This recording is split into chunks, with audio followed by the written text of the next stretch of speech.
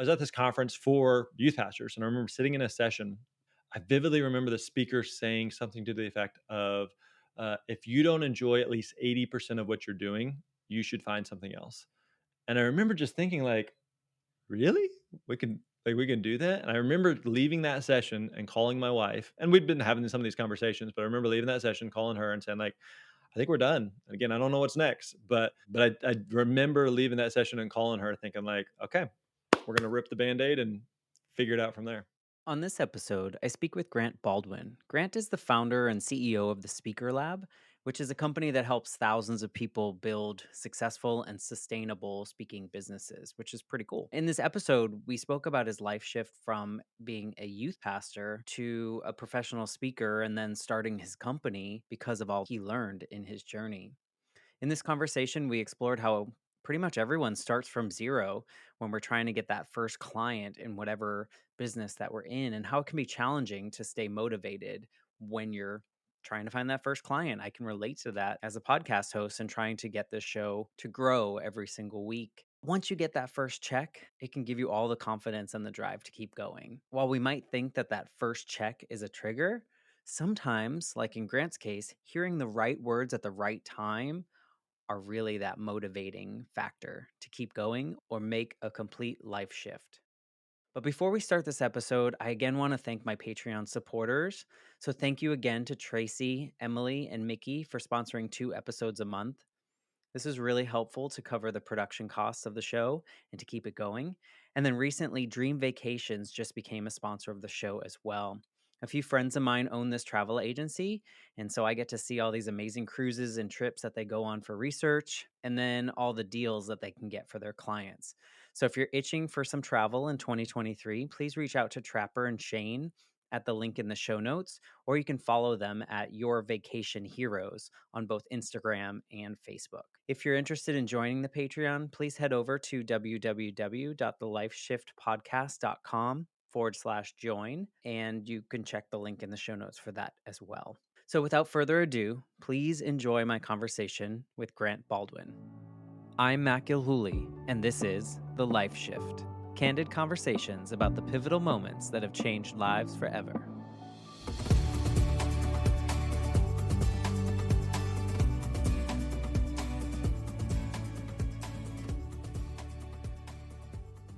Hello, my friends. Welcome to the Life Shift podcast. I am here with Grant Baldwin, who is a founder and CEO of the Speaker Lab, and I'm super intimidated, but thank you for being here. Nothing to be worried about, my friend. I appreciate you letting me hang out with you. This is gonna be fun.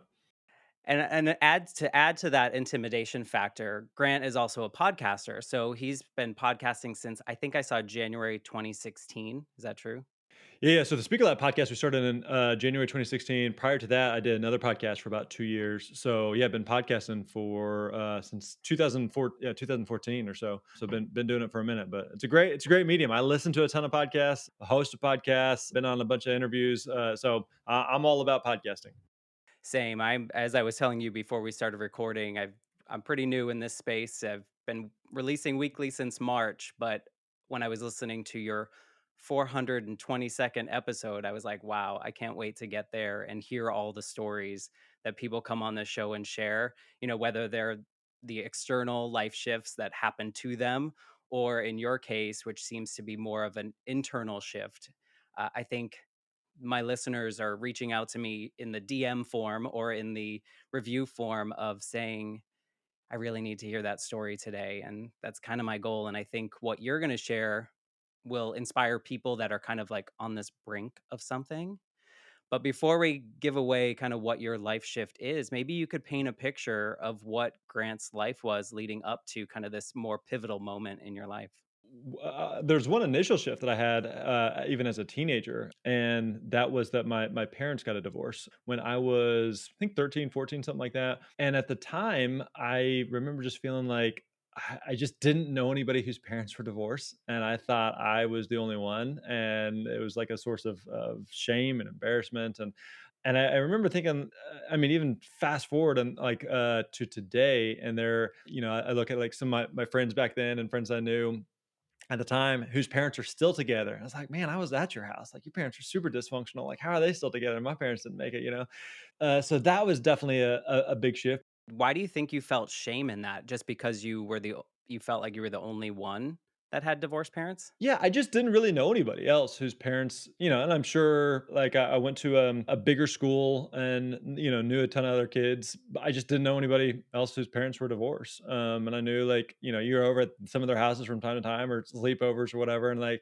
yeah, there's some dysfunction there. And I felt like with my own parents, it's kind of like yeah, your parents fight because that's that's what parents do. But I remember just thinking like, ah, dang, I just I never really realized it was that bad. It was just a rough stretch, it was a rough season. I do think though that that has impacted life today, my marriage today. My wife and I, we were high school sweethearts. We started dating when I was 15. So we've been together for almost 26 years and have three beautiful daughters. So it's me and a house full of women. It's the absolute best. I absolutely love it. But I would say like, and my wife's parents split up as well, and so we both come from divorced families, and like that certainly sucks, and wouldn't wish that on anybody. But it definitely has, I think, helped and impacted our marriage of going like, okay, we know what it's like to be on the receiving end of that as children. And so we don't not only don't want to put our kids through that, but we don't want to go through that. And so like our marriage is a huge, huge priority. Having a good, healthy marriage, being good parents for our girls, like is a really, really, really big deal. Really big deal. I think that makes sense. I mean, it makes sense that sometimes you have to experience these things to know what you don't want. For me, my parents split up. I want to say maybe I was 5 or 6. So my whole life, I just didn't understand what it was like to have parents together because you don't really form too many memories before that. So it's interesting to hear how, you were in your teenage years, right? So it's a completely different experience because you know the before and you know the after. Whereas my life was always just that after. And then my mom died. So then everything else changed. But yeah, it's interesting to see how it forms your current life. But anyway, we digress. Yeah. No, I mean, it definitely had a big impact, but has also, again, had a big, really like shaped what my own marriage looks like today. Yeah. Do you think that it also like kind of that feeling or that shame feeling or kind of just how you felt that you might be the only one going through it, does that shape how you operate in business and in your speaking? Does it give you other layers? Good question. I don't know that I've ever really thought about it in that way.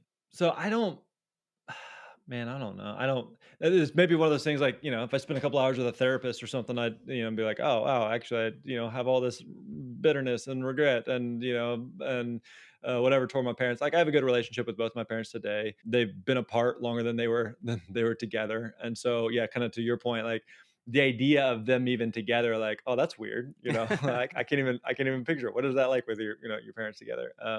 As you kind of a big part of my teen years was them apart, and you don't know much different. It's navigating new waters. But you said that you met your wife in high school, which is a whole other like that's and you're still with her, which is amazing. And I believe that's part of kind of your getting closer to your life shift and what you've done for yourself. We had been together for maybe a year or so when her parents split up. And again, we were just, teenagers. But when her parents split up, it was kind of a weird deal. It was also kind of a bit of a public thing.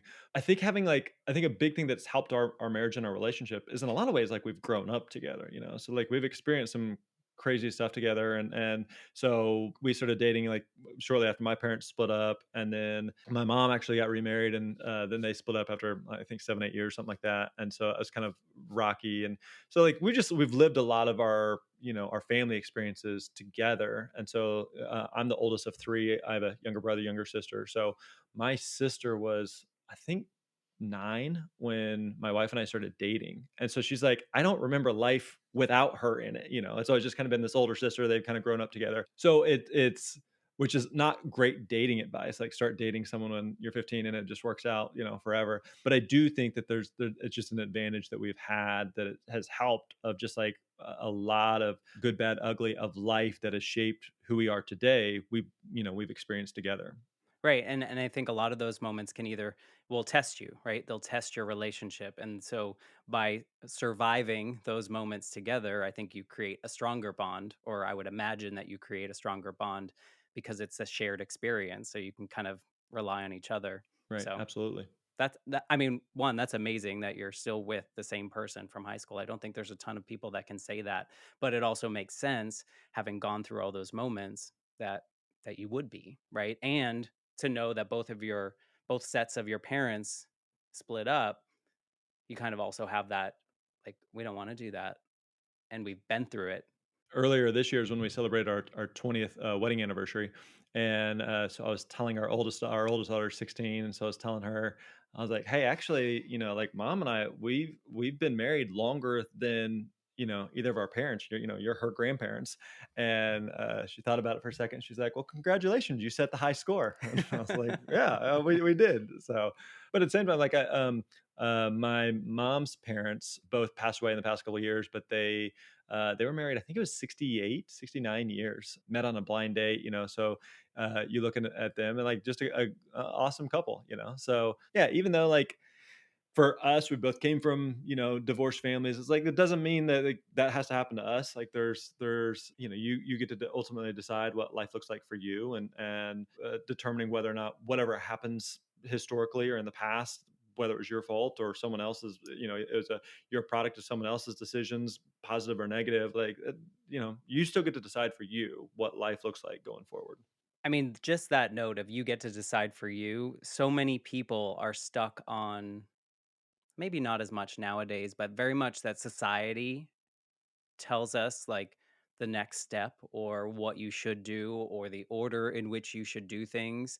And I think it's good to say, like, you don't have to repeat the past, whether that's staying married or getting divorced, right? Like, you can make your own decisions. And so it sounds like you're setting a good example for your kids, but also just the fact that you say you get to make your own choices. I imagine that you're probably putting that on them as well.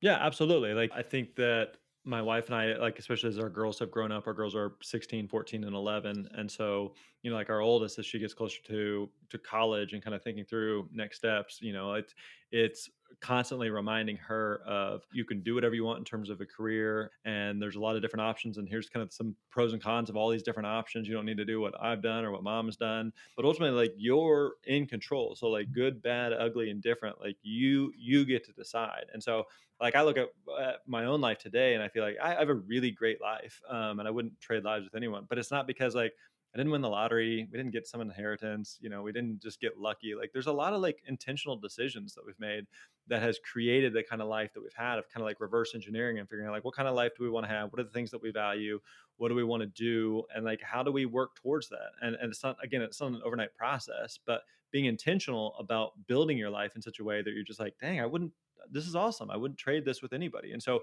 telling my girls that and reminding them like, hey, mom and dad have a great life as a family, we have a great life, but it's not an accident. Like mom and dad, we've worked on this, and we're intentional in our marriage, we're intentional in our relationships with you, we're intentional as a family, we're intentional in our own individual lives. And so we have a great life because we've made decisions and worked towards that. Were you always, I mean, I love the word intention. I love leaning into that. Were you always that way growing up, like in what you wanted to do, like say starting in high school?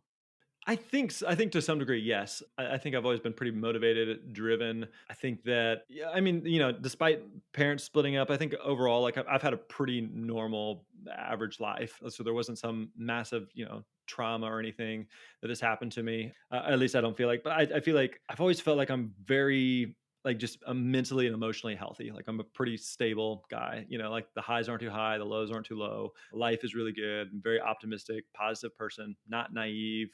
That can still rain today, and there can be a damper on things, but so you're not guaranteed squat. But I think just overall, like man, I really enjoy my life. I really, really enjoy the kind of life that I have, and I think that the good, bad, ugly. I'll give you an example. Like sometimes, in people will ask, like, okay, if you could, if you go, what's your biggest regret, or if you can go back and change one thing, what would you change? And I was like, I wouldn't change anything. And sometimes I even have a hard time coming up with like, oh, here's my biggest regret, because not that I haven't had them, but it's just like everything that has happened up until this point has led to this moment. And I really enjoy this moment. I like where my life is at today.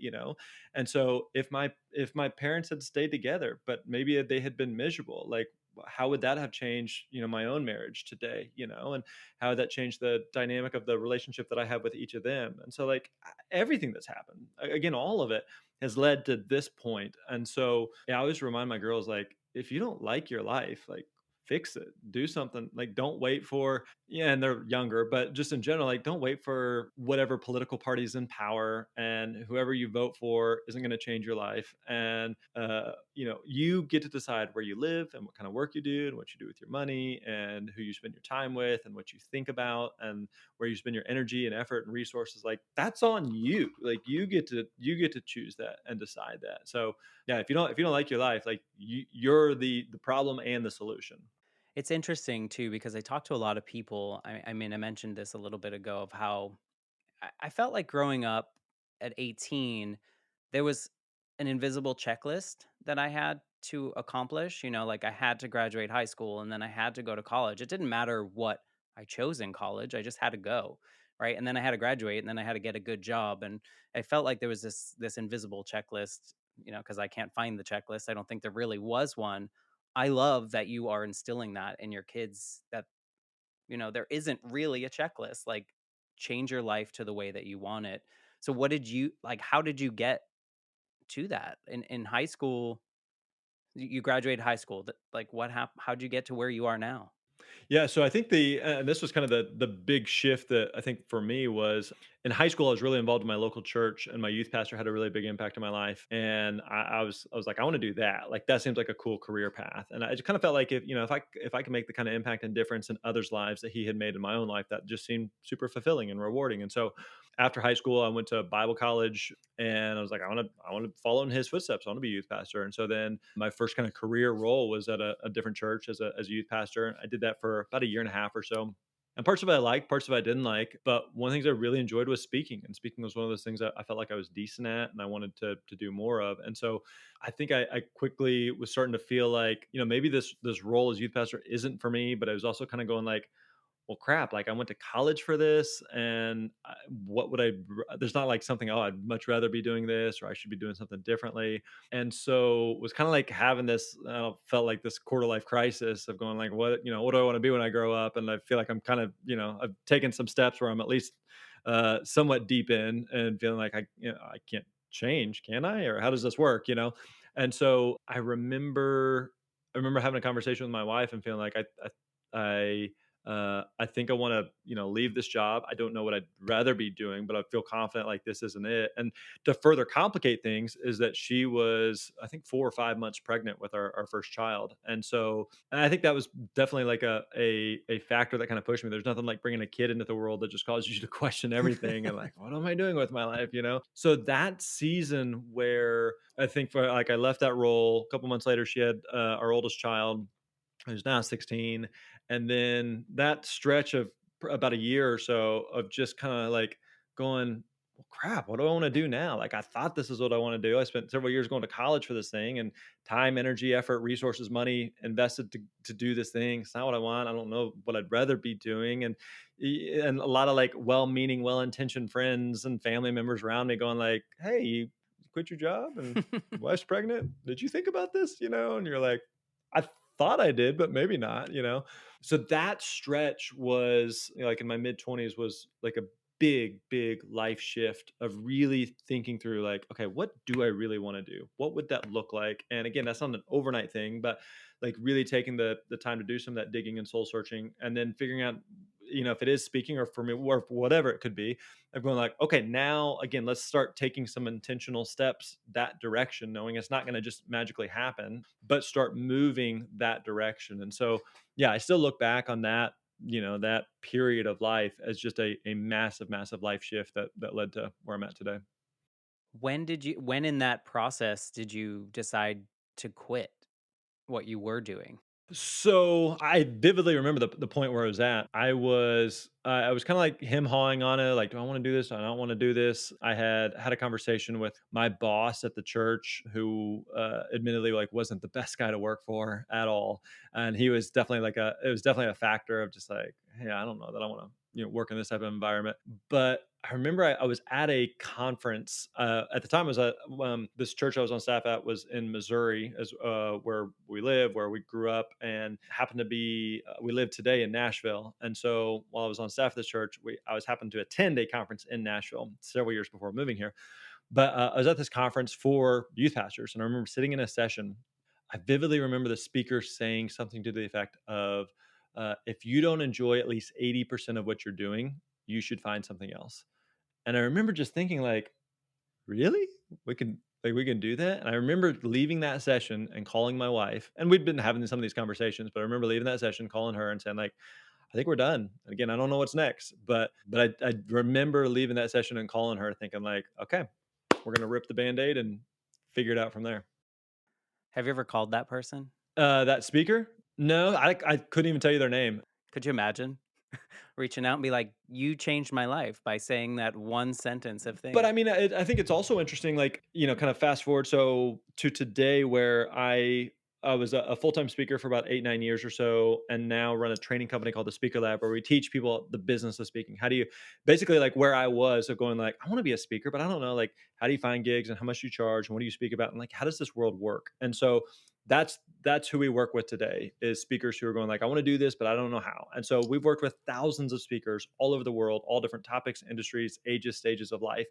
And so one of the things that I find really rewarding about that is one that helping people who were where I was going like, I think I can do this. I just need someone to tell me, but also the ripple effect of the work that we're doing with speakers, knowing like, we could probably, everybody watching, listening, we could probably all come up with speakers who have impacted our life in some way and going like, I can't even remember this guy's name, but something he said, a one line thing that he probably wouldn't even remember, like dramatically impacted the trajectory of my life.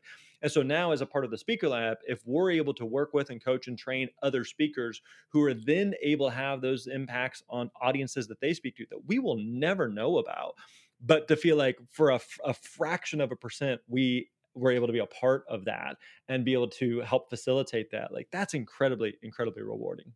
That butterfly effect. It's just interesting. I always think of I talked to someone the other day where a phone call that he answered, and he never usually answered a phone call, and he got that phone call, and someone said something that really just stuck with him, and that changed his life. It's like, had you had to go to the bathroom during that segment of maybe you would have stuck around in your position for a little bit longer until it was, until you found your next trigger.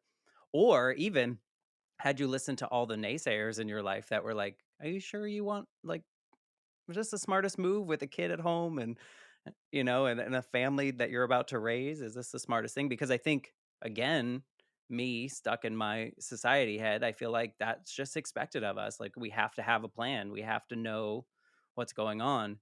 And it's nice to see that you were able to like have enough confidence in yourself, to be able to move forward. So once you called your wife and was like, "Done." What steps did you take to kinda create the life that you have now? Because I'm imagining how long ago was this? Yeah, this would have been 17 years ago or so at this point. Yeah, so I'm imagining that what you have now with the speaker lab did not exist in a format that would be helpful to you? Oh, not at all. Yeah, yeah. At the time, like after kind of doing that soul searching for a little while of going like, okay, I want to be a speaker, and like, what does that mean though? And at the time, again, this was 17 years ago. There weren't any books or podcasts or resources or training or coaching or anything that I really knew about how do you actually do that. And so part of like whenever we started the Speaker Lab about 7 years ago or so was to create resources that I wish I had when I got started. And so yeah, I mean, it was when as a youth pastor, speaking was one of those things I felt like I was decent at. I was speaking on a weekly basis to students. I would speak every so often on the weekend in big church, and I got good feedback from that. And it's just kind of a mix of like I felt like there was something there, some type of like raw talent. I also really enjoyed it. I enjoyed the process of it. I enjoyed, the art and science of communicating an idea and a thought, storytelling. And so it was kind of, just thinking through like, what do I want to do? What could that look like? And speaking was the thing I kept coming back to. Another thing that was really helpful for me early and still to this day is looking for people who are a step or two ahead of you, who are doing what you want to do and doing it in a way that you want to do it. And so for me is going like, okay, I enjoy working with students, I enjoy speaking. And so browsed around and finding, did a bunch of searching just on Google for youth speakers, high school speakers, college speakers, and found like there's a bunch of them out there. Just kind of like trying to peek behind the curtain and see what they're up to and finding anything I could on anything that they've been up to, reaching out to some of them. And it was just kind of like, it helped me to see someone who was, oh, like that's it. I see it now. Like it kind of clicks for me of that's the thing that I want to do. And there's someone who's doing it. And not like a, oh, there's Tony Robbins. He's a speaker. I can do that. No, but like someone who's like a step or two ahead, not light years ahead, but doing what you want to do and doing it in a way that you want to do it. Oh, they're speaking to and they're speaking to schools or they're speaking to whatever, and that resonates with what I want to do. And it just kind of like helped in my mind, like I could see myself doing that, and it became more real and tangible, you know. And so that was incredibly helpful again then and even still today of finding people who are doing something that you want to do and doing it in a way that you want to do it, and again a step or two ahead, that builds some confidence, but also there's probably some breadcrumbs there that you can follow and learn from. Yeah, and I think it helps to envision that you in that spot, like, I can actually make a career out of this speaking thing. Because I think a lot of people, well, a lot of people don't like speaking, right? Because they're probably the number one fear is public speaking. But I think there's a lot of people that enjoy speaking but don't consider it to be a viable option for them. Was the experience of speaking, like, just the act of speaking kind of what drew you, or was it a specific topic, or, like, what part of that was like, "Oh, I can make this a forever career?" Yeah, I mean, I think just speaking in general, like I knew I wanted to keep speaking to students. So this is a big mistake that a lot of new speakers make is we say, oh, I just enjoy speaking. Speaking's fun. So who do I speak to? I don't know. I speak to people. I speak to humans. My message is for everybody. And what do I speak about? I don't know. What do you want me to speak about? I can speak about anything, you know? Well, if you're trying to speak about anybody and anybody and everybody about anything and everything, like that just doesn't work. And so I knew real quick, like I like speaking and I like speaking to students. And there are other audiences that I could speak to, but like at least to get started, like that just felt like low hanging fruit. It's a world that I understood. And so yeah, I really enjoyed the you're kind of like walking on a tightrope with no net, and you're giving a live speech and a live presentation. I like the fun of that.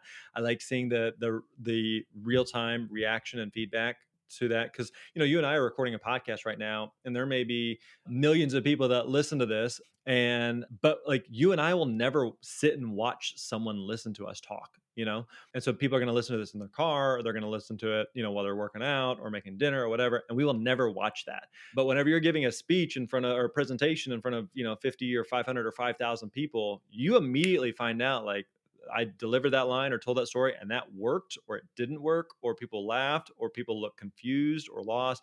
And so you get that real-time feedback, and there's something really rewarding and fun about that, of providing that experience where you learn something that you can improve each time you give that talk and that presentation, and just kind of that rush of that experience.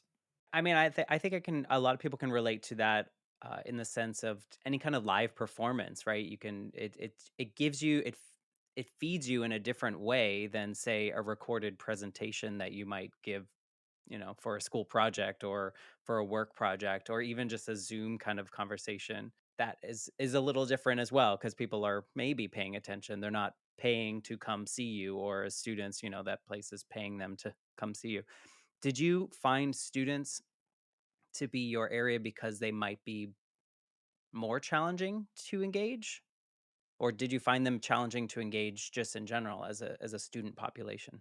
I mean, they're challenging to engage for sure, regardless. I don't know that that was necessarily like a factor or variable in me saying, "Hey, I want to speak to them." I think it was just kind of I had a lot of experience speaking to students as a youth pastor. I enjoyed it, and so when I was going, I want to be a speaker. What are the opportunities that exist? It was kind of a natural next step. I was also, I was pretty young. I was in my early mid 20s, and so it wasn't like I'm a veteran career executive, and so it makes sense for me to talk, in the oil and gas industry where I have a ton of experience. Like I don't know any of that squat, and so I think it's just kind of like a natural, logical next step for me. But yeah, like speaking to students is it's fun, but it's also very challenging. And so if I was going to speak to a high school, like they were glad I got them out of class for a little while, but like they didn't care what I had to say.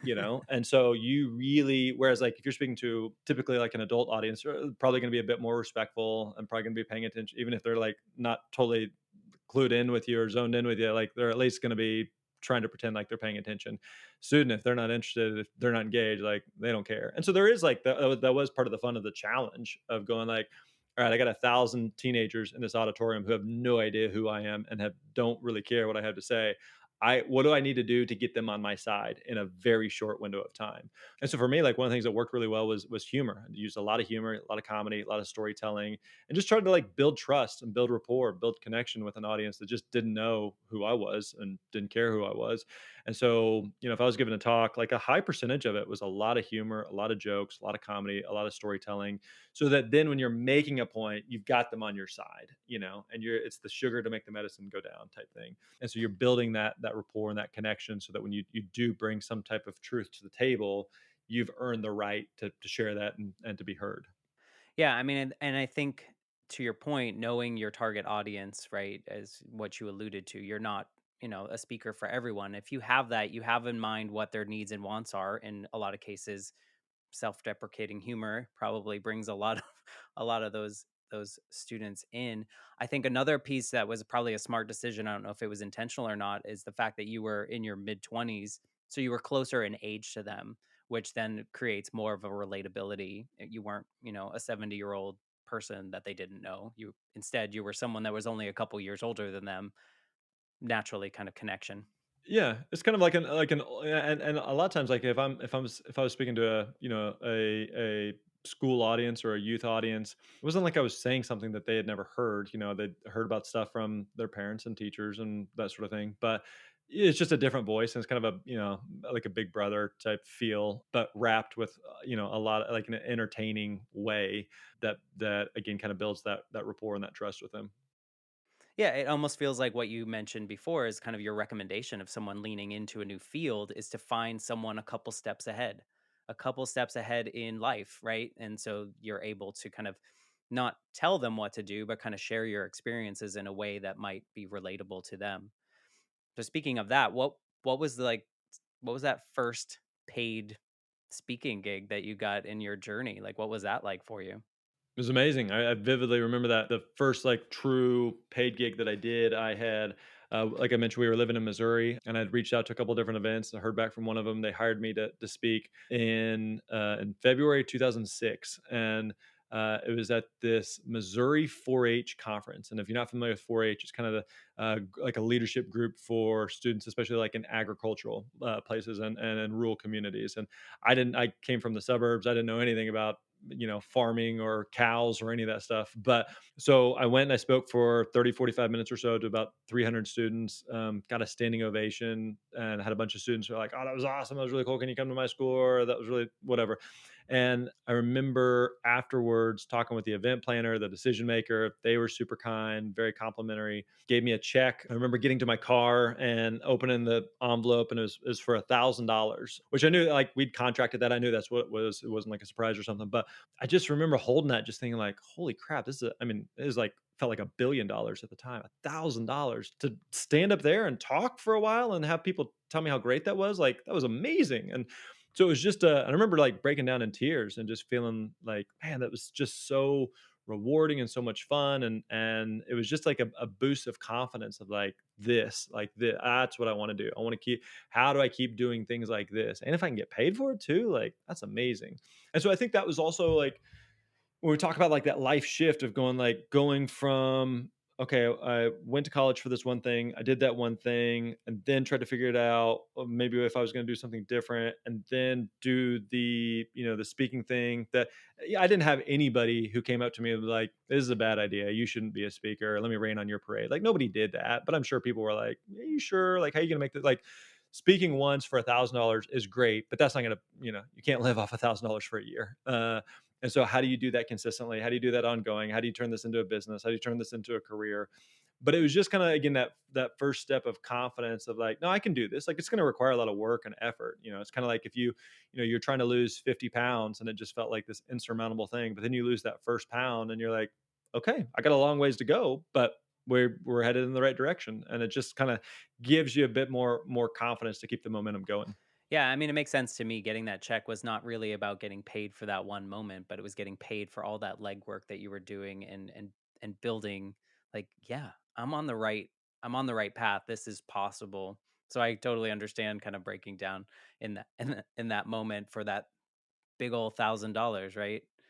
But that amazing. I mean, how much of your time did something like that take to get that job? Like was there a lot of legwork that to cuz like how do you get hired as your first speaking gig?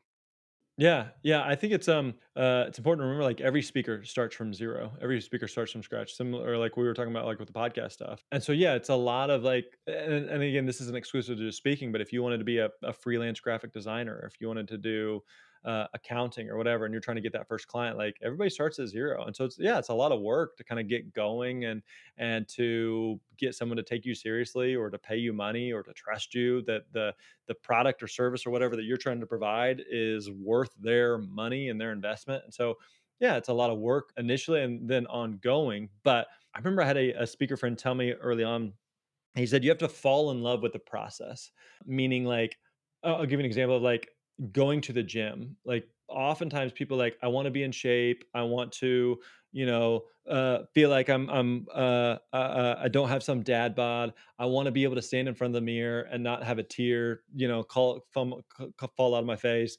I just want to feel confident. And so, like, we want this end result, but the point being, like, you have to fall in like, nobody wants to get up early to go to the gym. Like, that's not real thrilling for most people. And he said, you just have to fall in love with the process. And so for me, I almost enjoyed like booking the gig more than doing the gig, meaning like just falling in love with like going to the gym. The end result is standing on the stage and like, okay, I did a lot of work to book this gig, to follow up with them, to get to this point. But it's also like falling in love with the process of just showing up and doing the work, whether you feel like it or not, and just being like treating it like a business. And that was something I did early on and still to this day, of just like being an entrepreneur, being a speaker, whatever you want to do. There are days where you may not feel like it, or you're tired, or you want to sleep in, or you want to take a day off or whatever. But like, this is a business. And so I show up and I do the work, and I take days off and take time off, and I've got flexibility and freedom and autonomy. But at the same time, there are days where you're like, I don't want to do this. Like, no, like, treat it like a professional and show up, and this is part of what you're supposed to do. And if you want those results, you got to be willing to put in the work. So you can't, I think, especially with speakers, I remind speakers, like, you can't expect professional pro results if you're putting in hobby effort. So if you want speaking or podcasting or whatever to be a hobby, that's fine. There's nothing wrong with that at all. But you can't say, well, why am I not having millions of downloads or booking a ton of gigs, and I'm just kind of putting in a few like minimal effort. Like, it doesn't work like that. So if you want professional results, you got to be willing to put in professional effort. At what point in your journey do you feel like you leveled up?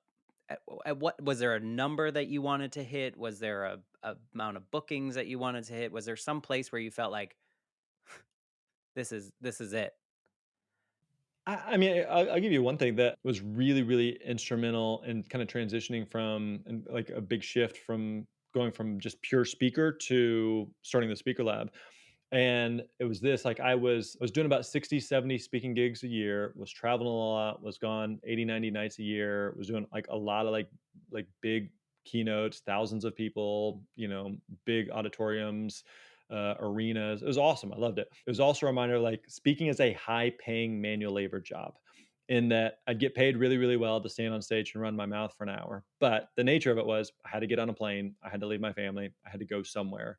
And there's parts of it that was cool. It was fun. I was traveling a lot in first class and visiting a lot of parts of the country that a lot of people have never seen in their life. And part of my job was to stand on stage and talk, and people would laugh and then want to take pictures with me and get an autograph or whatever. Like, so parts of it were cool, but it's like a surgeon. A surgeon makes really good money, but they got to show up and do surgery. And so I remember having a conversation with a speaker mentor friend of mine, and he said, "You want to regularly find things where the challenge exceeds the skill set," meaning that when I first started speaking, I felt like I was in over my head. The challenge exceeded the skill set. But what happens is over time it flips and the skill set exceeds the challenge. Meaning at that stage, like, I could stand in front of an audience of 1,000 people and give an hour keynote and crush it, and internally just be on autopilot. And like, it'd be really good, but I'm just kind of bored.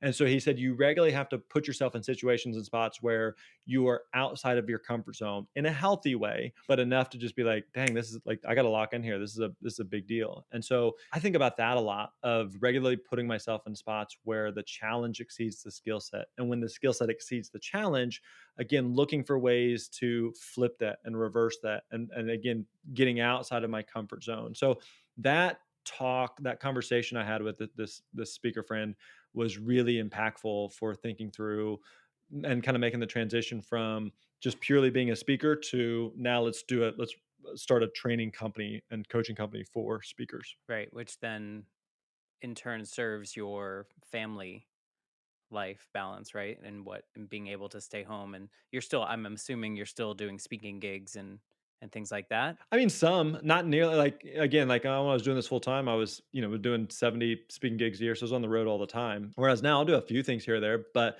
the speaker lab has grown tremendously. We've got 35, 40 people on our team now, and we got a lot of moving pieces. And so, I stay plenty busy just as CEO of a company. And so there's a lot of things there that I really enjoy. I'm really enjoying what I do. So today it's definitely much more of a business than just being a speaker. And again, there's nothing wrong with being a speaker or being a surgeon or doing whatever high paying manual labor job. There's nothing wrong with that at all. But I knew like, okay, I wanted to make some shifts toward creating more of a business and less of just having a job. And so this was definitely a step in that direction. Because I know you said that younger Grant was just really fulfilled with those speaking moments. What in this part of your journey fills your cup? What part of the speaker lab? Yeah, I've really enjoyed the challenge and the fun of building a business. And there are days where just like, dang, we're killing it. Like things are going really well, and days like the wheels of the bus are falling off, and I don't know why, and everything in between. I've really one thing that has been a goal of mine is we have a completely virtual company. Like I said, we got 35, 40 people on the team. I'm really intentional. I tell the team this regularly. Like, I want the Speaker Lab to be the best place that our team members ever work. And the reality is, like, we all got to work, we all got to make a living somehow. And so I know as a business owner that finding, attracting, retaining good talent is not easy. And so when someone comes to the Speaker Lab, I want to make it really, really difficult for them to leave, not in a manipulative way, but for them to be like, I'm not. Like the grass isn't greener over there. Like I love what I do here. I had a someone on the team who told me recently. He said, "This is the first job I've had where I'm not thinking about my next job." That's a compliment. And like, how many people are like that, where they're doing something and like they're immediately thinking about where's the escape hatch, where's the exit, how do I get out of here? I don't know what I want to do, but it's not this. Like, you don't want people like that, and you want to create an environment like that. And so I want to make sure that the Speaker Lab is just an amazing place for people to work. And I know that we're making a tangible difference with our team members, but also in the work that we're doing with speakers and with our students. And so yeah, every day there's new challenges and new things to try to figure out. So I love the puzzle of what we're trying to solve right now.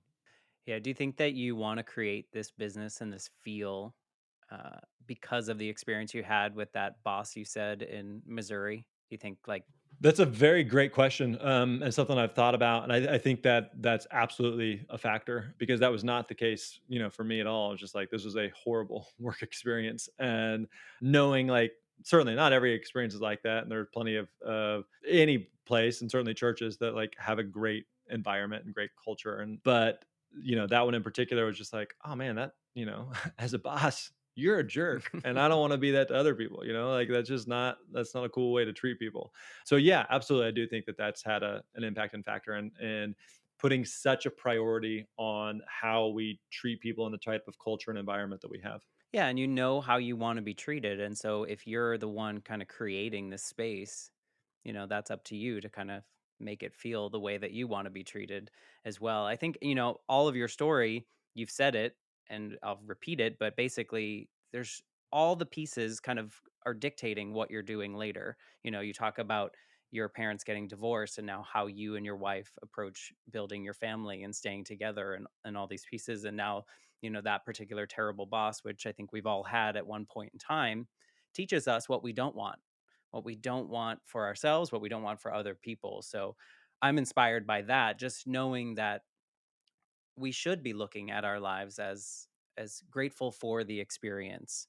I often have this conversation with other guests about, my mom died when I was 8. So many people in my life say, if you could go back in time, would you change things?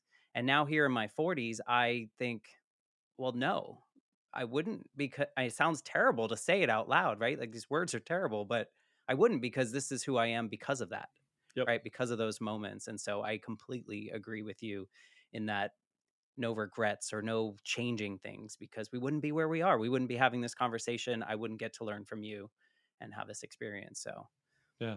I think Absolutely. I think it's cool. I like to kind of wrap these conversations up with a question, and I'm trying to think of how I want to phrase this.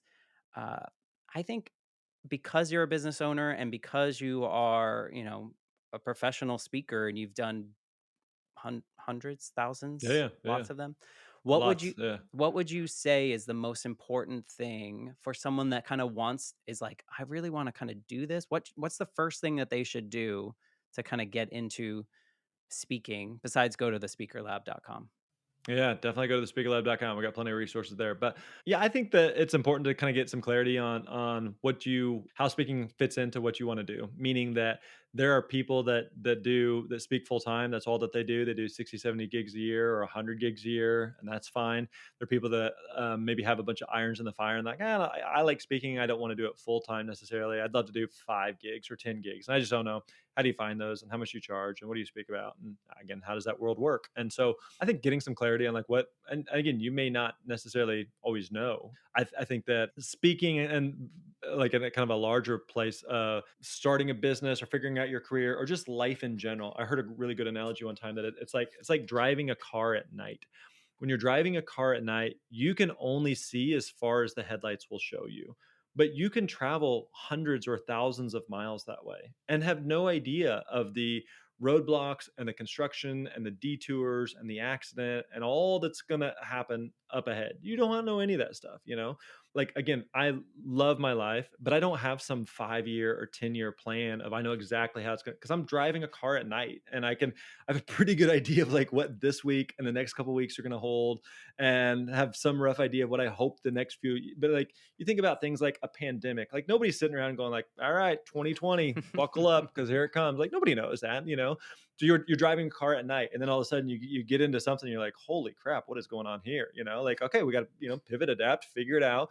Here we are. Let's roll with this. And so, again, whether you want to be a speaker or whatever the business or career idea is, or just life in general, like there's a lot of unknowns and a lot of things I can't control. But I do know that I can control, my own thoughts, my own decisions, my own reaction, my own emotions, people I surround myself with, the type of information that I ingest and digest and pay attention to, the people I want to be learning from and emulating. I can control those things. And so, yeah, I want to make sure that for whatever happens in life and the things like I can't control, recognize what I can control and pay attention to that. Yeah, drive the car at night with intention, right? And I feel like that's the great takeaways from your story and the way that you've pivoted and created the life that you not necessarily knew you wanted, right? But at whatever that headlight goes to, that's the life you want, and you're kind of driving towards that. I appreciate you taking the time out of your busy day to be a part of the Life Shift podcast. It's it's been fun conversation. Yeah, man, I've really enjoyed this. Thanks for the opportunity. For sure.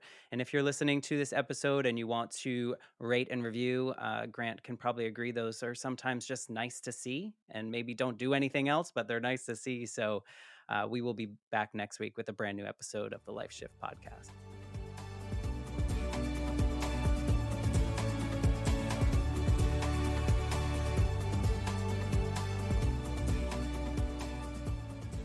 For more information, please visit www.thelifeshiftpodcast.com.